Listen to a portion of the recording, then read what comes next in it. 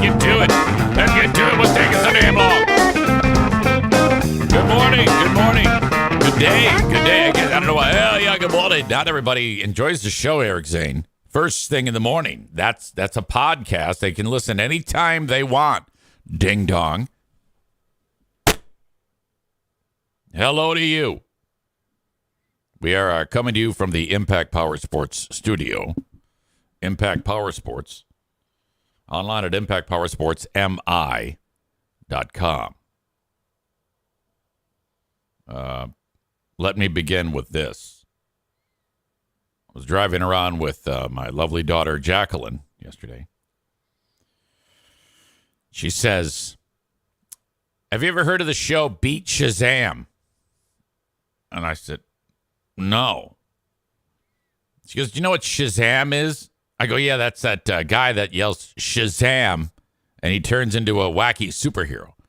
And she goes, no, dummy. The app, Shazam. I go, oh, okay, yeah, it tells you what song. She goes, correct. She goes, there's a show hosted by Jamie Foxx where a song plays, and if you can guess the song before Shazam does, or figure out the song before Shazam does, you get a point. And then you try to win the game. You try to beat Shazam. And I go, oh. She goes, would you be good at that?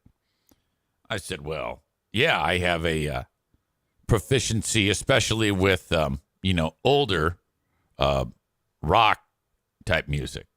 And then even more so. It's pretty broad, but I would struggle with newer music. And she says, well, I'm really good at the newer music. I go, oh, well, that would be a fun game to watch. She goes, okay, well, I went and filled out an application to be a contestant on that show. And I go, yeah. And she says, and the casting director called me.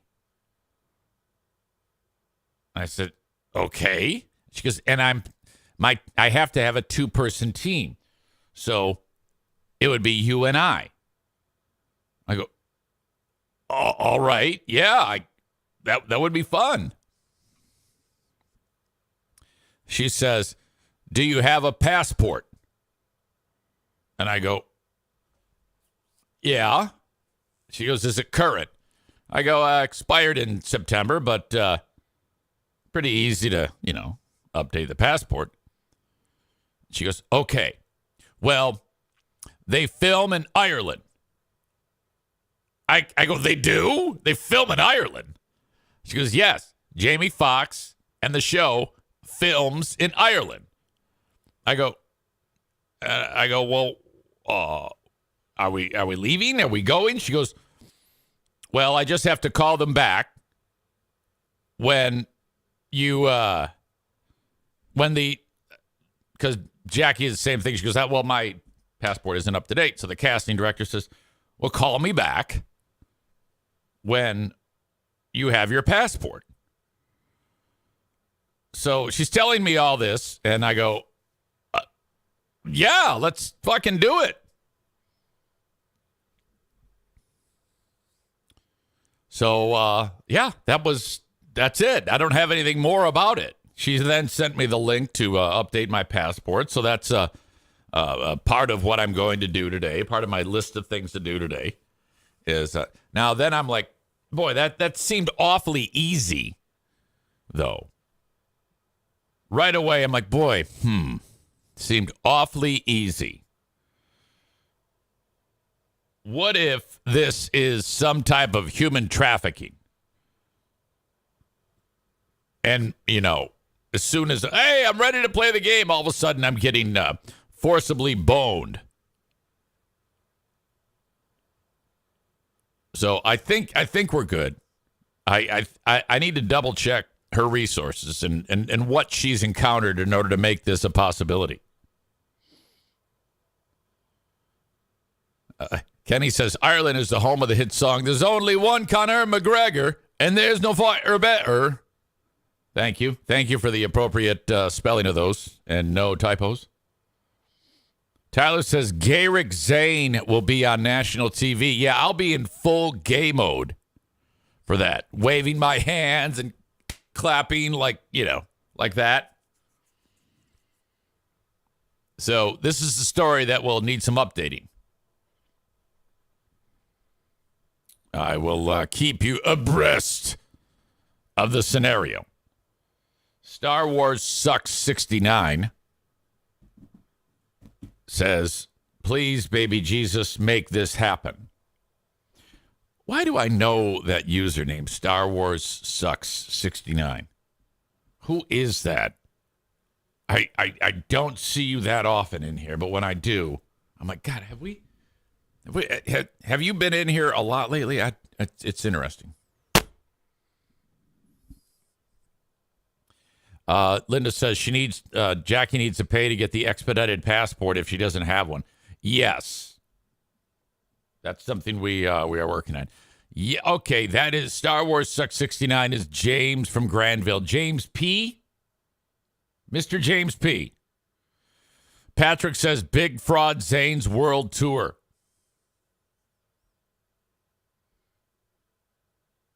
Ryan says if you're on national TV, you're going to need a makeup guy. I know a guy that did makeup for Taylor Swift. Side note, I was just sent another epic film made by Jimmy and his cousin Paul. It's another horror flick called The Sculptor, starring Jimmy and his cousin Paul.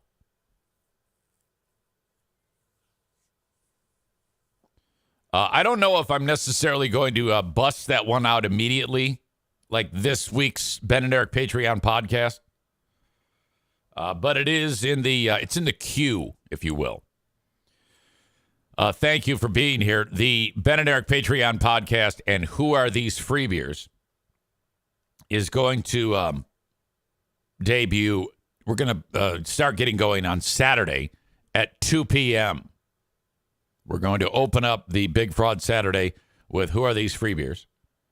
And then shortly thereafter, we will get started with the Ben and Eric Patreon podcast. Chris says, that reminds me, I need to watch the film The Harwich Tale today. Oh, my God. What a fright fest that is. You can descend into the madness of Jimmy and Paul. Ben Glaze is checking in while the world-famous X's and Bros show is happening.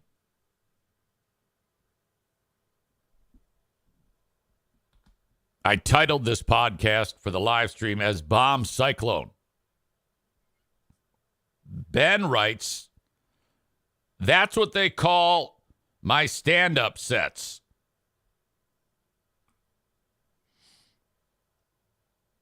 Speaking of Ben Glaze, who is hosting X's and Bros, one of the audience members of this show, Chris D, is a listener of X's and Bros. And he is always listening right at the start of the X's and Bros show at 6 a.m. That is what we have parked on in the recent weeks and months of this show. When the show begins, it always starts the same way with the guy's name is Anthony Bellino, busting out like how to listen to the show, how to listen and get a hold of social media. And then he introduces the other two people that are on the show, but they're not really on the show. I mean, they're working behind the scenes, but he says hello to them. One of them that he says hello to does not have a microphone, and the other one is Ben. But he doesn't really like engage Ben in conversation, and it gets really awkward. It's just odd. And there's no clear-cut ending to it. He just, gets like a couple of responses from Ben, and then he's off and running, and he never like wraps up what he was saying to Ben. It's like you kind of know it when it happens, when he shifts his focus from talking to Ben to talking about whatever the fuck he's talking about. But it's beyond fucked up. Chris sends me the links. In fact, I have one from earlier that I'm going to share with you all on the Ben and Eric Patreon podcast that I've gone over with a fine-tooth comb, and it was Ben said 4 words, and but I've done some fancy editing to make it seem like Ben is much more involved in the show. Chris writes this. He sent this yesterday. Another awkward one from today. First 3 minutes or so, Ben yet again put in a weird spot, LOL. Probably thinking, how many times can I say, right, or yeah, exactly, or laugh? Oh, Ben, I'm so sorry. I mean, and the problem is they're also in 2 different rooms. And the thing about Ben, what I know about Ben, is you can't give him the opportunity to answer with a 1 or 2 word answer. You cannot give him that opportunity because he will. All right?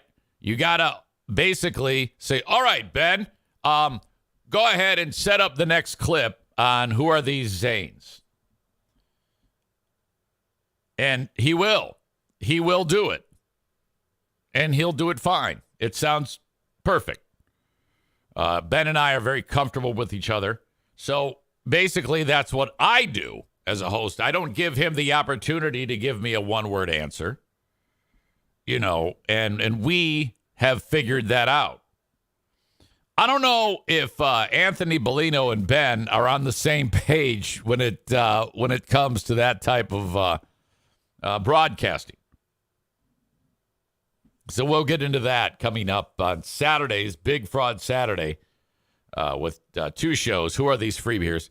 And the Ben and Eric Patreon podcast. Ben lifts his own clips from the world famous Free Beer and Hot Wings show. I lift mine, and then we review them. And boy, is it fun. Goofing on one of the greatest morning shows in the world today. The world famous, heard on multiple stations all across the country. Growing audience, top rated, incredible. The Free Beer and Hot Wings show. I know you are all big fans. All right. Yesterday was unusual for me because I left the house. Now, one of the things you do as a dad, at least for me, there are certain things that I did that when my kids go to adulthood, I still do for them. A lot of the time, it has something to do with car. I could very well just say, well, you're out of the house, you do it. But I actually like helping my kids to some degree. Not to a point where I'm like crippling them, but just doing something nice. And I got to spend time with Jackie. So, you know, I mean, that's always good to spend time with your kids. She says to me, snow tires. Now, the Civic that she has used to be mine. Well, it's still mine. She's borrowing it. I have the snow tires in the garage, and we're going to get hammered sometime today, and then on for like the next 2 days. We're supposed to get like a lot of snow. Not like lake effect Buffalo snow, but about 15 inches. That's pretty strong, and it's going to be very, very cold and blowing and all that shit. And she goes, I need the snow tires on. I go, you're right. You do. I load the snow tires up in my truck, drive across town yesterday, give her my truck, put the snow tires in the Civic. I drive the Civic to Discount Tire in Granville. I've been going there for decades. Bought so many fucking tires there. They know me on a first name basis. But when I walk in there, there's a guy there. And he looks like he's been through the ringer. Now, these are people that you do not fuck with. I did not. If they can manage to be polite and friendly, to me, that's an unbelievable feat. But I will tolerate them 1,000,000% if they're in a shitty mood because of A, what they're going through, and B, I need the goddamn tires. So if I do anything that's off the beaten path other than nod and say sounds good, that's going to take more time. Now, I have an understanding of what these people are going through, and I also know that they every day interact with a customer. Every customer is like wanting to walk in there and give them the key, and immediately they bring the car into the bay and they do the tire work on it, whether it's new tires or snow tires or fix a tire or fill up a tire, whatever. But when you've been there as much as I have over the years, you know you can count on no not busy days. They're always packed, and it's always a half a day process. But when the customer that's not me walks up there, 9 times out of 10, the person is like, gives the dude behind the counter an attitude because it's going to take some time to get the fucking thing done. So I go, hey, and I'm always Eric Zaitunian in this mode. I go, hey, how are you? First of all, he's dealing with a customer, and I can tell that he's annoyed. Finally, that finishes up, and EZ walks up to the counter when that guy leaves, and there's an etiquette there. It's bank rules. You have to wait. You can walk up to the counter, but you gotta wait till the guy says, how can I help you? Because he's got to finish up whatever it is. So I realize that. I mean, like I said, pro. Last guy finishes. I walk up. And actually, the guy says hi. I go, hey. And I walk up. But I don't start my spiel. I'm just standing there waiting. And he's wrapping up whatever. He finishes. Takes a deep breath. How can I help you? And then I go in. Now I can talk. Right away, the phone starts ringing. He leaves it. He just lets it continue ringing. He's just jammed, this guy. And I tell him what's up. I say, yeah, I got some snow tires in the back of that Civic. I want you to put them on. And he goes, you're going to leave it here? He goes, we can't get it right away. We're going to have to leave it here. Just like that. I go, yeah, oh, of course. Of course. Yes. Clapping my hands. Yes. I love that. Leave it here. It's what I expected. Doesn't respond. Still has a shitty look in his face. He goes, I'm going to go take a look. So for whatever reason, they have to go out and look, I guess. I go, okay, tires in the back seat. I don't know if he just wants to make sure that the tires are good enough or whatever. I don't know. I don't ask. Comes back in and he goes, okay. $88. Give him the $88. I don't pay that, by the way. Jackie Venmos me the $88. And then this happens. This is a little weird. He goes, I go, I did ask this question. I go, just roundabout, what time do you think? And he goes, 7:30. Now, that's weird to me because I think they close at like 6. And I go, oh, are you open then? He goes, no. I go, okay, well, so I don't know what he means. I don't know if, I'm not sure. I didn't assume anything. I go, okay, well, how does that work? I mean, if I want to get it today, will someone be here so that I can pick up the car? And he goes, we can leave it open and everything's abrupt. Leave it open and put the key under the mat. I go, yeah, of course. Yeah. Okay. And that was it. It just ended. Okay, see ya. Now, I very much wanted to grab this guy like he's Loki and I'm the Hulk and fuck him up throughout the Discount Tire. There's another dude there named Brian who's got it down. He's always smiling, always happy. Phone's ringing in his face, always smiling. This guy, I'd never seen before, so he's starting to crack. The pressure at that place is worse than like a doctor conducting quadruple bypass surgery. That's how intense it is at Discount Tire. And these guys get paid shit. So, but I just, man, again, don't fuck with Discount Tire. And Joe says, Brian's the manager. I've known him since high school. Oh, yeah, he's a saint. He's always just smiling and happy. But this other dude, he had like a V for Vendetta beard. You could tell he was crispy around the edges. So he's, I go, okay, I'll just do that. He goes, we'll text you with updates. And he sends me a text. You just click on the link and tells you what's going on. I go, no problem, buddy. No problem. And off I walk out, and then I realize I have no plan. It's 3:00. So it's going to take like 4.5 hours. What the fuck am I going to do? And I rack my brain. Pooh Bear is going immediately from school to get her hair cut. And then after the haircut, she goes to another place to get her nails done. And then after that, she's going over to her pal's house, my backup wife, Sherry's, for dinner.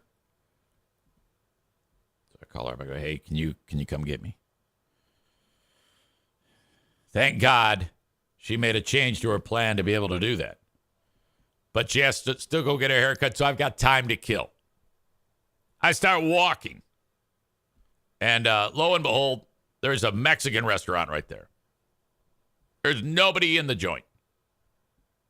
I walk in. I look homeless.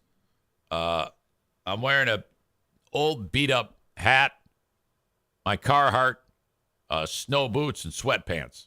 Pretty much what I'm wearing right now. And my first thought is they're going to think that I'm a homeless guy who's going to go in, get the chips and salsa, and leave. So I try to not look homeless. Sits me down, gives me the chips and the salsa. I order the shrimp tacos. Murder the shrimp tacos. Order more chips and salsa. I ate 2 entire things of chips and salsa. I was so damn hungry. Watched all the bullshit about Bill Belichick leaving the Patriots / getting fired. Get up, leave. Still got time to kill. There's one of those places right down from the Mexican joint that when you get your video games, you can sell them back to them for like a penny a piece. And they say, all right, you just gave us 400 video games. We'll give you $9 cash or $15 store credit. What do you want? Now, why am I in there? I want to go see all the old retro games, all the really old shit, and just look at the selection. I posted a picture of a game that I found. It was called a Double Ender. Seriously, it's on Facebook. I walk in there, and there isn't anything gigantic that happened, but it couldn't have been, I don't know what it is, but those types of places that sell video games. Every employee there seemed like one of those people who collects Funko Pops and is into furries and just a goddamn weirdo playing too much Dungeons and Dragons. All the video game stereotype people that I'm talking about are in this business.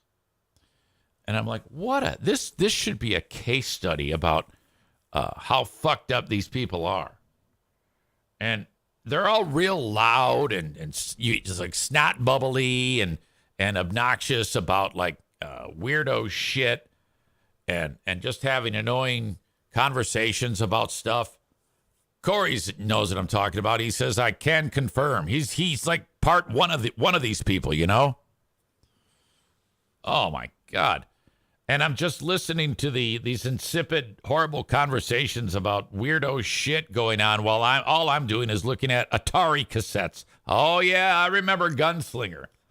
I'm the guy that likes to just look. I'm entertained by looking at the old shit that I played when I grew up. I don't actually want to play it. Oh, I remember this. A Turok Dinosaur Hunter for N64. Very refreshing, says always smells like a basement in those stores. Oh, that's so true. My God. So that's it. I mean, nothing spectacular happened. I was just amazed because there's like 3 or 4 people that are working behind the desk and just all fucked up. Just, they look like aliens. There's something wrong with people that are into this. All the video game stereotypes. Like kid who just beat Tetris. He would fit in with this group. They're very misfitty. It's like, fuck it. I got to get out of here. Because then this guy says to me, he goes, can I help you with anything? And I go, no, I'm just looking, old games. Look at them. Look at them. Yeah, that's right. We just got a whole Nintendo retro section. We just set it out right over there. You want to have a look? I go, yeah, I saw that. That's looking good. Ha ha, yeah. Fucking kill me. Get me out of here. I leave. Pooh Bear's on the way. I have done it. I have killed the time. Pooh Bear picks me up. She's canceled the nail appointment because of me. Love it. Takes my ass home. Jackie picks me up to go get the vehicle. And she breaks the news about Beat Shazam. Do you know the show Beat Shazam? God, I'd never heard of that. So I just hope this isn't human trafficking. I'm always like, there's no way. How is it you could just sign up and the casting director right away calls you? I don't know. We shall see. I will keep you up to date. Yes, I will. Corey says, video game store employees says they're paid like shit, so you know they're there for the love of the game. Tetris Kid is their king, says Chris. Amanda writes, Kenny.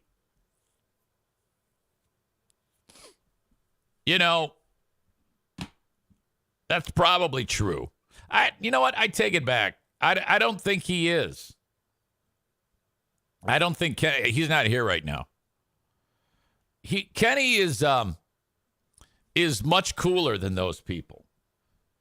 Those people act like it's all like real life. Kenny doesn't. I think we've shamed him to keep that all bottled up in a way. I think Kenny has unblocked you all. I think I got through to him about being such a bitch. I don't think Amanda, Blue State Rob, or who else was blocked? Who else did he block like a bitch? Quit blocking people, ding dong. I don't need that topple stressor. They're just fucking with you, just like I'm fucking with you. Quit being a pussy.